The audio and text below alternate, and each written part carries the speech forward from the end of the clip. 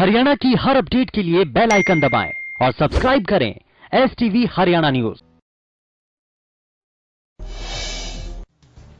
पंजाब से पलायन कर प्रवासी श्रमिकों का हरियाणा की तरफ आना लगातार जारी है, जिसको लेकर हरियाणा ने पंजाब पर पहले भी सवाल उठाए हैं। एक बार फिर हरियाणा के गृह मंत्री अनिल विज ने पंजाब सरकार पर इस मुद्दे को लेकर सवाल उठाए और कहा कि पंजाब अपने दायित्व का पालन नहीं कर रहा। पंजाब से श्रमिक नदी और जंगल पार कर हरियाणा में आ रहे हैं, जिसको लेकर हरियाणा के डीजीपी ने पंजाब के डीजीपी से कई बार बात की, लेकिन उसके बाद भी हरियाणा की तरफ आना जारी है। गृह मंत्री अनिल विज ने पंजाब के मुख्यमंत्री अमरिंदर सिंह पर निशाना साधते हुए कहा कि अमरिंदर सिंह कहते हैं कि पंजाब में कर्फ्यू लागू है, तो फिर पंजाब से श्रमिक हरियाणा में कैसे आ रहे हैं। कोरोना के चलते देश भर से प्रवासी मजदूरों का पैदल ही पलायन जारी है। छोटे छोटे बच्चों को लेकर प्रवासी मजदूर पैदल ही अपने घर को निकल पड़ रहे हैं। हालांकि हरियाणा सरकार सभी मजदूरों को उनके घर सकुशल भेजने के लिए तत्पर है। इसी को लेकर शिक्षा मंत्री कंवरपाल गुर्जर ने पैदल जा रहे प्रवासी मजदूरों से घूम घूम कर मुलाकात की और उनसे बातचीत की, साथ ही उन्हें हर संभव मदद देने का भरोसा दिया। इसके अलावा उन्होंने जो जहां है वहीं रहने की अपील करते हुए कहा सरकार उन्हें घर तक पहुंचाएगी। इसके लिए बसें और ट्रेन चलाई जा रही है, उन्हें पैदल चलकर जान जोखिम में न डालने की अपील की। सिरसा विधायक और HLP प्रमुख गोपाल कांडा के निर्देश पर चल रहे MD के स्कूल स्थित अस्थायी सब्जी मंडी में सोशल डिस्टेंसिंग मेंटेन करने को लेकर जिला प्रशासन की ओर से की गई व्यवस्था से सिरसा के सब्जी आढ़तियों और विक्रेताओं में रोष फैल गया। गुस्साए आढ़तियों ने रानिया रोड पर सब्जी सड़क पर बिखेर दी और जाम लगा दिया और धरने पर बैठ गए। जाम और सब्जी विक्रेताओं के धरने की खबर मिलते ही हरियाणा लोकहित पार्टी के वरिष्ठ उपाध्यक्ष गोविंद कांडा मौके पर पहुंचे और आक्रोशित सब्जी आढ़तियों को शांत कराकर धरना खत्म कराया। इस दौरान उनके साथ मार्केट कमेटी के सचिव विकास सेतिया और थाना प्रभारी सुखबीर सिंह भी मौजूद थे। लॉकडाउन के दौरान हरियाणा में शराब तस्करी के मामले पर राजनीति तेज होती जा रही है। गोहाना पहुंचे राज्यसभा सांसद रामचंद्र जांगड़ा शराब घोटाले को लेकर कहा कि DC गुप्ता की अध्यक्षता में SIT टीम गठित की गई। मामले की पूरी तरह से जांच हो रही है। कोई भी उच्च अधिकारी इस मामले में संलिप्त पाया गया तो कानून की नजर से नहीं बचेगा। इस दौरान जांगड़ा ने केंद्र सरकार द्वारा 20 लाख करोड़ का राहत पैकेज की जमकर तारीफ की।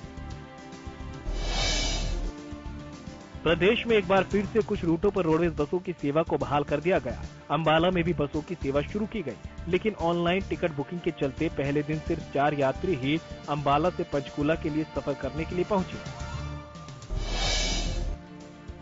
यात्रियों की संख्या कम होने के चलते कैथल और करनाल के लिए बसें नहीं चलाई गई।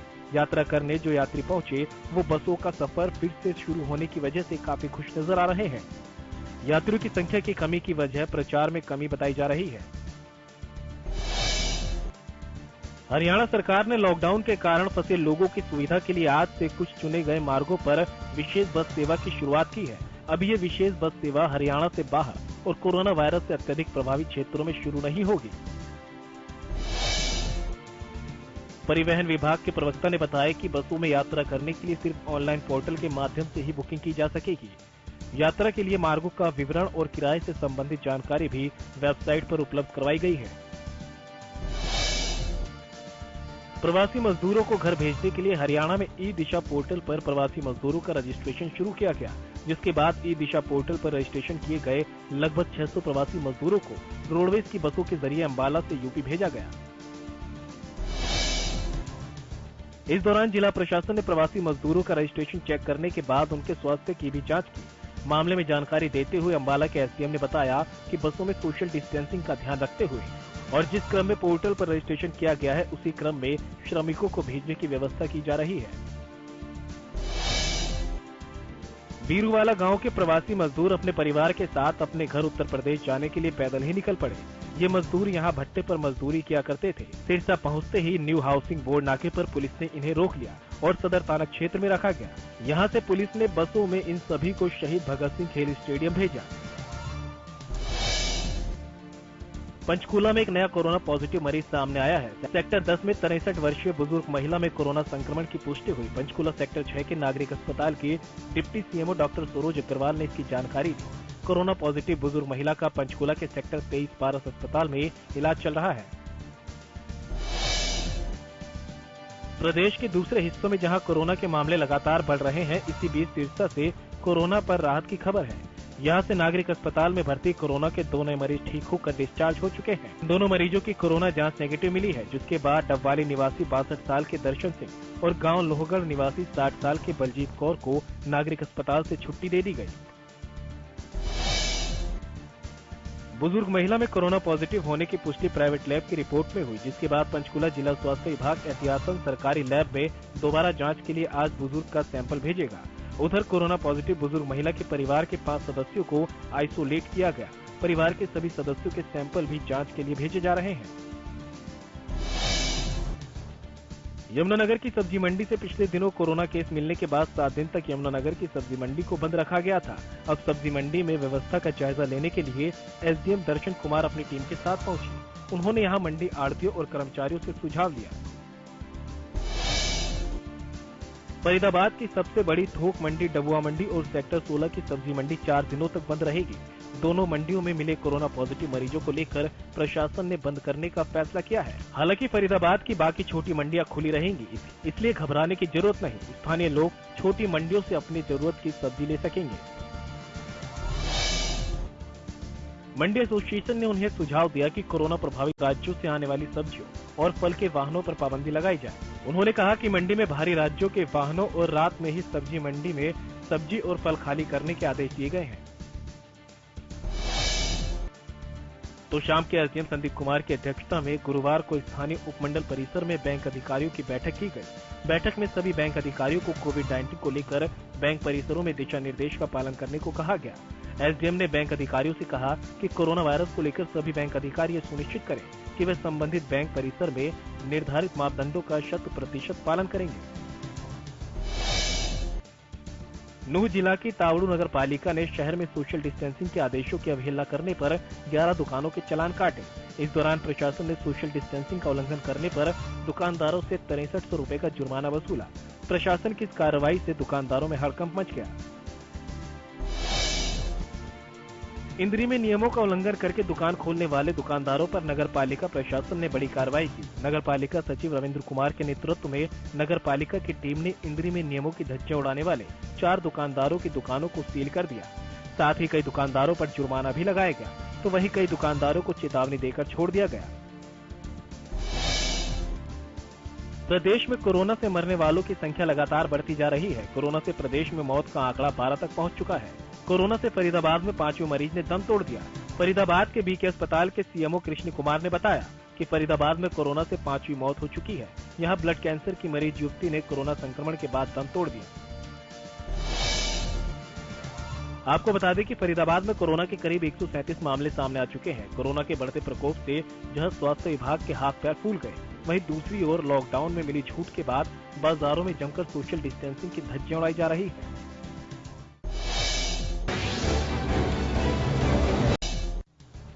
कोरोना महामारी के चलते देशव्यापी लॉकडाउन का ऐलान किया गया। ऐसे में कई लोगों को काफी परेशानियों का सामना करना पड़ रहा है। रतिया में ऐसे कई जरूरतमंद लोगों की मदद के लिए श्री अरुणवंश महासभा ने एक अभियान चलाया। इस अभियान के तहत अब तक 385 जरूरतमंद परिवारों तक घर घर जाकर राशन पहुंचाया गया।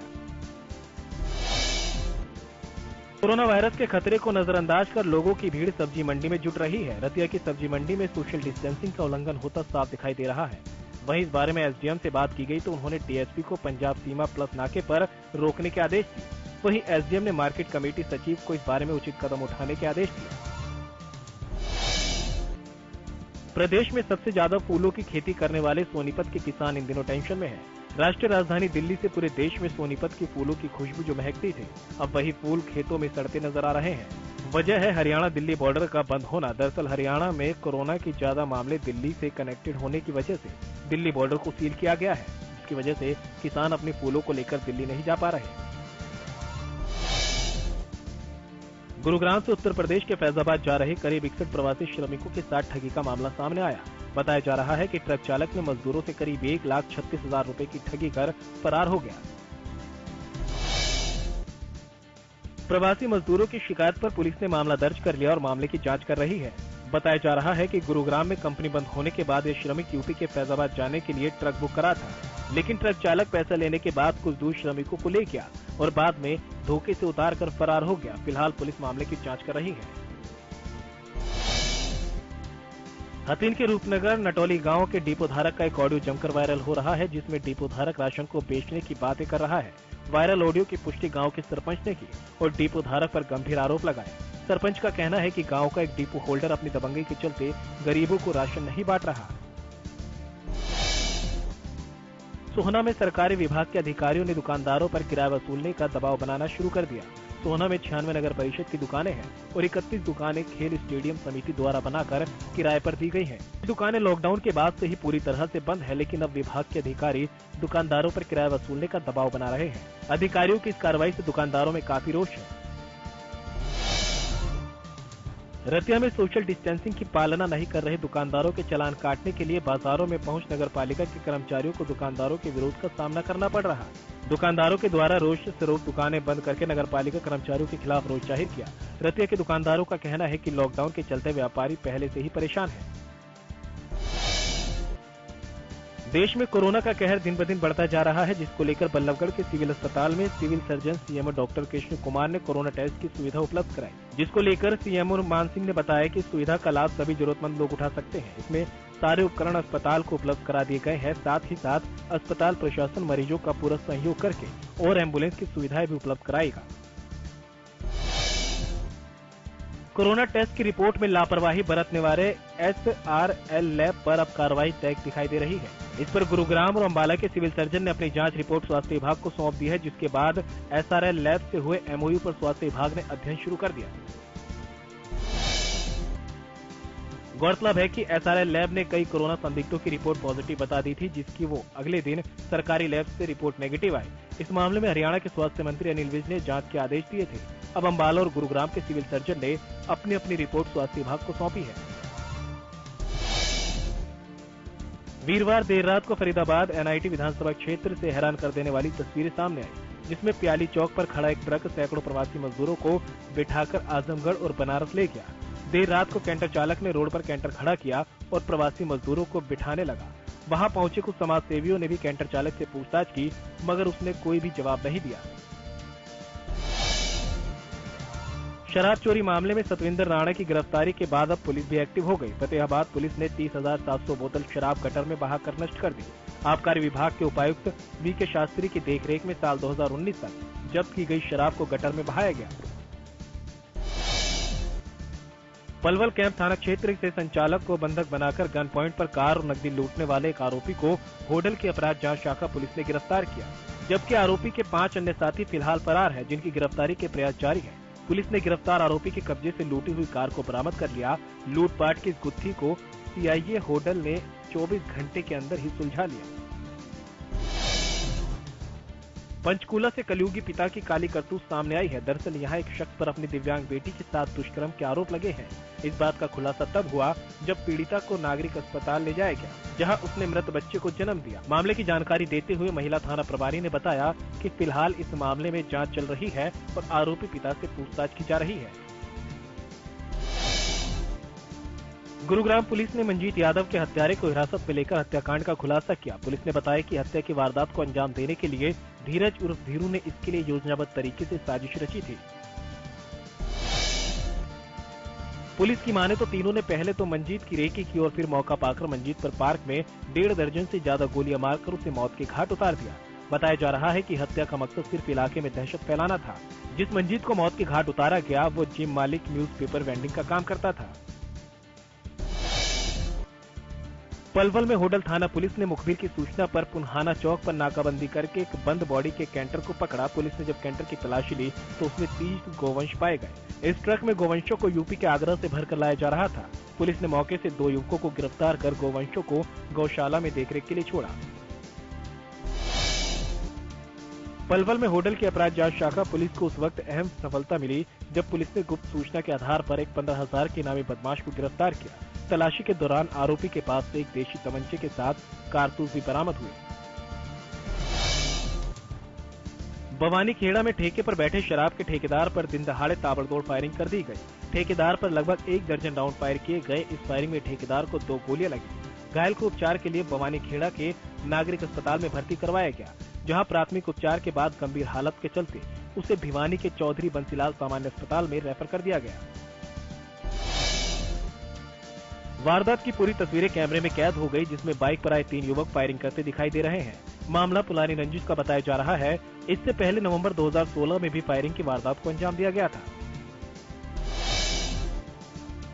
रेवाड़ी की राधा कृष्ण कॉलोनी में एक तलाकशुदा पति ने अपनी तलाकशुदा पत्नी की हत्या कर दी। आपको बता दें कि करीब 4 साल पहले दोनों ने प्रेम विवाह किया था, जबकि करीब 1.5 साल पहले किसी बात को लेकर दोनों को तलाक हो गया, जिसके बाद विवाहिता अपनी बहन के साथ रह रही थी। बीती रात आरोपी ने महिला की तेजधार हथियार से हत्या कर दी। सूचना पाकर मौके पर पहुंची पुलिस ने मामला दर्ज कर आरोपी की तलाश शुरू कर दी है। लॉकडाउन के बीच जमीनी विवाद के चलते फरीदाबाद के अनंतपुर गांव में 2 पक्षों में झगड़ा हो गया। दोनों पक्षों के बीच इसी विवाद को लेकर झगड़ा देखते देखते ही मारपीट में बदल गया, जिसमें एक पक्ष ने दूसरे पक्ष पर ईंट से वार किया, जिसमें दोनों पक्षों को लोग घायल हो गए, जिन्हें उपचार के लिए सामान्य अस्पताल में भर्ती कराया गया। सूचना पाकर मौके पर पहुंची पुलिस ने मामला दर्ज कर जांच शुरू कर दी। घरौंडा के स्टोंडी गांव के पास आवर्धन नहर में एक कार गिर गई। कार में बाप और बेटा सवार थे। बेटे को सही सलामत बाहर निकाल लिया गया, जबकि पिता की मौत हो गई। वहीं गाड़ी को क्रेन की मदद से नहर के बाहर निकाला गया। बेटे का नाम विक्रम है, जो हरियाणा पुलिस का जवान है। विक्रम का इलाज फिलहाल अस्पताल में चल रहा है। गोहाना में तेज हवा के साथ आई बारिश से भंडेरी गांव में करीब 30 लाख रुपए के सामान का नुकसान हुआ। गांव के खेतों में बनी हुई मुर्गी फार्म हाउस का एक सेट तेज हवा के चलते गिर गया, जिसकी वजह से सेट के अंदर रखे अंडों से संबंधित मशीन और जनरेटर भी क्षतिग्रस्त हो गए। करनाल जिले के गांव पूजम में बीते 2 दिनों तक हुई बारिश ने किसानों पर जमकर कहर बरसाया। बेमौसम बारिश और गुरुवार को ही ओलावृष्टि से खेतों में लहलहाती मक्का और प्याज की फसल को भारी नुकसान पहुंचा। स्थानीय किसानों का कहना है कि ओलावृष्टि से उनकी फसलों को 90% तक हानि पहुंची। ऐसे में 2 दर्जन से भी ज्यादा गाँव के किसानों ने जिला और कृषि अधिकारियों से मदद की गुहार लगाई, जिन्होंने बर्बाद हुई फसलों का उचित मुआवजा देने की मांग की है।